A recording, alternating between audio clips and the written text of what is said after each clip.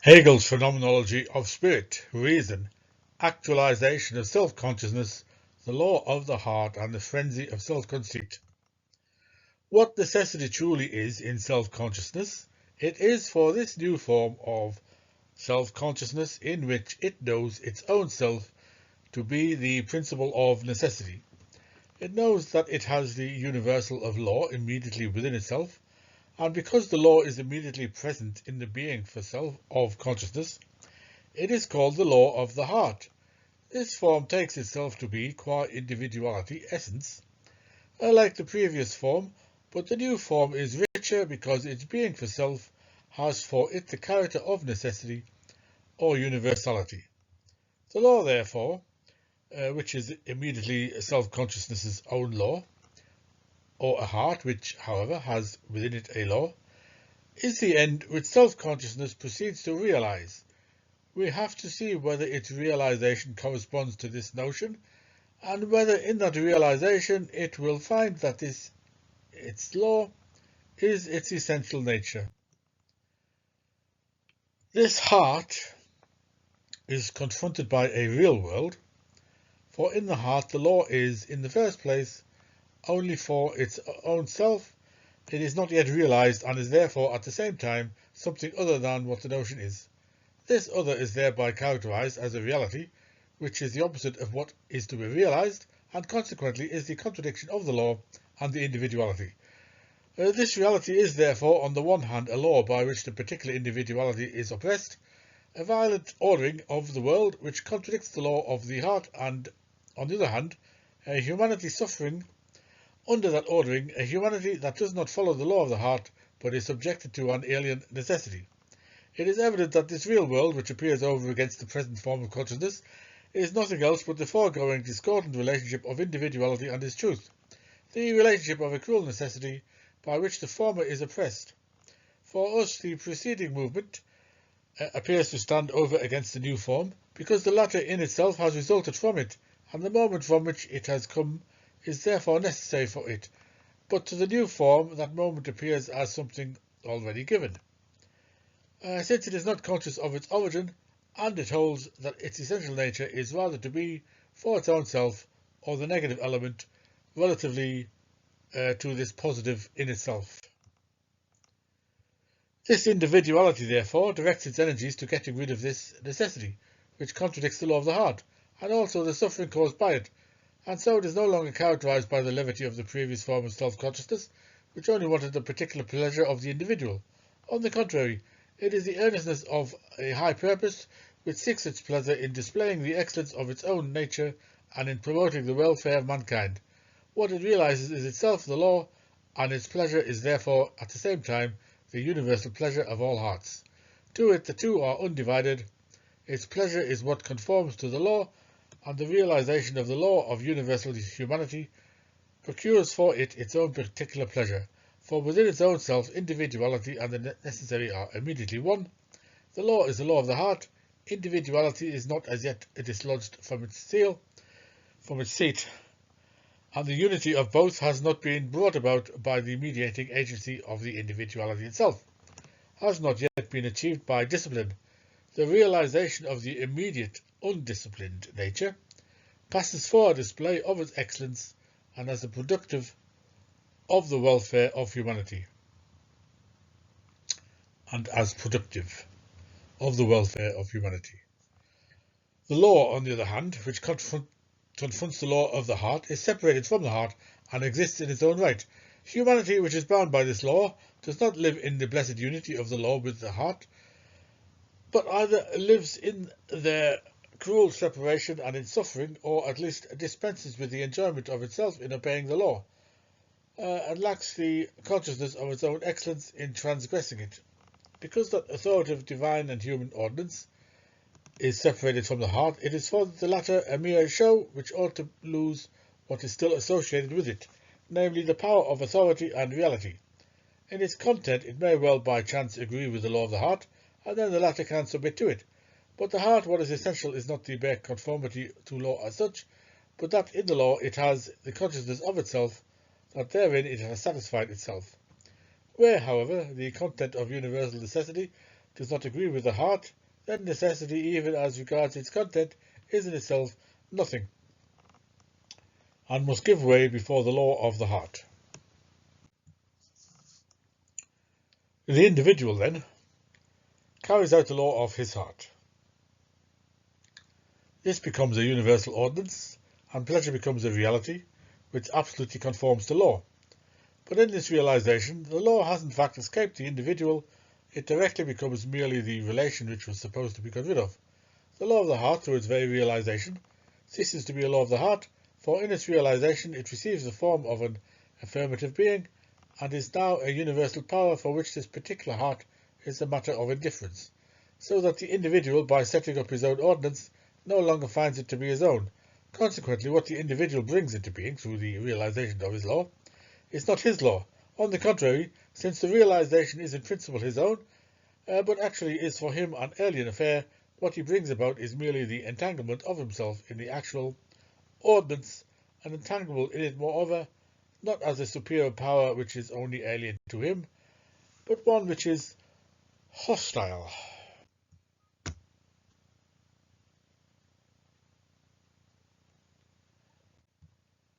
By his act he places himself in, or rather posits himself as, the universal element of existent reality, and his act is supposed to have, even according to his own interpretation, the value of a universal ordinance. But he has thereby freed himself from himself. He goes on growing qua universality on his own account, and purges himself of his particularity. The individual who wants to recognize universality only in the form of his immediate being for self does not therefore recognize himself in this free universality, while at the same time he belongs to it, for it is his doing. This doing, therefore, has the reverse significance. It contradicts the universal ordinance, for the individual's act is supposed to be the act of his particular heart, not the free universal reality, and at the same time he has in fact recognized the latter, for his action has the significance of positing his essential being as a free reality, that is, of acknowledging the real world to be his own essential being. The individual has, by the principle of his action, determined the more precise way in which the actual universality to which he has attached himself turns against him. His deed, qua actuality, belongs to the universal, but its content is his own individuality, which, as his particular individuality, wants to preserve itself in opposition to the universal. It is not any specific law, the setting up of which would be in question. On the contrary, the immediate unity of the individual heart with its universality is the thought elevated into a supposedly valid law, that in what is law every heart must recognize its own self, but only the heart of this individual has placed its reality in its deed, which expresses for him his being for self or his pleasure. The deed is supposed to have immediately the status of a universal, that is to say, it is in truth something particular and has merely the form of universality. The particular content of the heart as such is supposed to have the status of universal. Consequently, others do not find in this content the fulfillment of the law of their hearts, but rather that of someone else, and precisely in accordance with the universal law that each shall find in what is law his own heart, they turn against the reality he set up, just as he turned against theirs. Thus, just as the individual at first finds only the rigid law, now he finds the hearts of men themselves opposed to his excellent intentions and detestable. Because this consciousness at first knows universality only as immediate, and necessity as necessity of the heart, the nature of the realization and the activity is unknown to it. It does not know that this realization of what affirmatively is in truth rather the implicit universal, in which the individuality of consciousness, which entrusts itself to it in order to be this particular immediate individuality, really perishes, instead of acquiring a being of its own. It therefore attains to being the alienation of itself, but that in which it does not recognize itself is no longer a dead necessity, but a necessity animated by the universal individuality. It took this divine and human ordinance, which it found as an accepted authority, to be a dead authority in which not only its own self to which it clings as this particular independent heart, opposed to the universal, but also those subject to that ordinance, would have no consciousness of themselves, but it finds that this ordinance is really animated by the consciousness of all, that it is the law of every heart. It learns from experience that the reality is a vivified ordinance, and it learns this, in fact, precisely in realizing the law of its own heart. For this means nothing else than that individuality becomes an object to itself in the form of universality, in which, however, it does not recognize itself. Thus, what emerges from the experience of this shape of self-consciousness as the true contradicts what this consciousness is for itself, but what it is for itself has itself the form of absolute universality for it, and it is the law of the heart which is immediately one with the consciousness of self. At the same time, the established living order is equally its own essential being and work. It produces nothing else but that. That order is in equally immediate unity with self-consciousness. In this way, self-consciousness is related to a twofold antithetic essence. It is in its own self a contradiction, and is distraught in its inmost being. The law of this particular heart is alone that in which self-consciousness recognizes itself, but the universally valid order has, through the realization of that law, equally become for self-consciousness its own essential being and its own reality. Thus, what contradicts itself in its consciousness has for it in each case the form of essence and of its own reality. In giving expression to this moment of its self-conscious downfall, as the result of its experience, it reveals itself to be this inner perversion of itself, to be a deranged consciousness which finds that its essential being is immediately non-essential, its reality immediately an unreality. The derangement cannot be taken to mean that in general something devoid of essence is regarded as essential, something unreal as real, so that for one person is essential or real would not be so for another, and that the consciousness of reality and unreality, or of essentiality and unessentiality, would thus fall apart. If something is in fact real and essential for consciousness in general, but is not so for me, then in the consciousness of its nothingness I have at the same time, since I am consciousness in general, the consciousness of its reality, and since they are both fixed in my consciousness, this is a unity which is madness in general. But in this state only an object is deranged for consciousness, not consciousness as such within and for itself, but in the outcome of experience which here has come to view, consciousness in its law is aware of being itself this reality, and at the same time, since the very same essentiality, the same reality, is alienated from it, it is qua self-consciousness, qua absolute reality, aware of its own unreality. In other words, it holds the two sides in their contradiction to be immediately its essential being, which is thus in its inmost being distraught.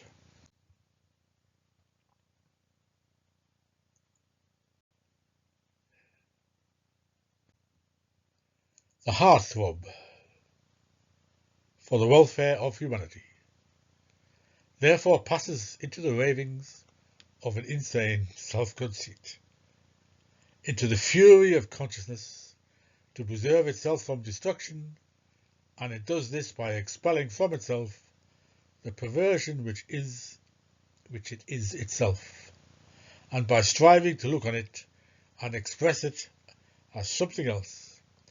It therefore speaks of the universal order as a perversion of the law of the heart and of its happiness, a perversion invented by fanatical priests and gluttonous despots and their minions, who compensate themselves for their own degradation by degrading and oppressing others, a perversion which has led to the nameless misery of deluded humanity.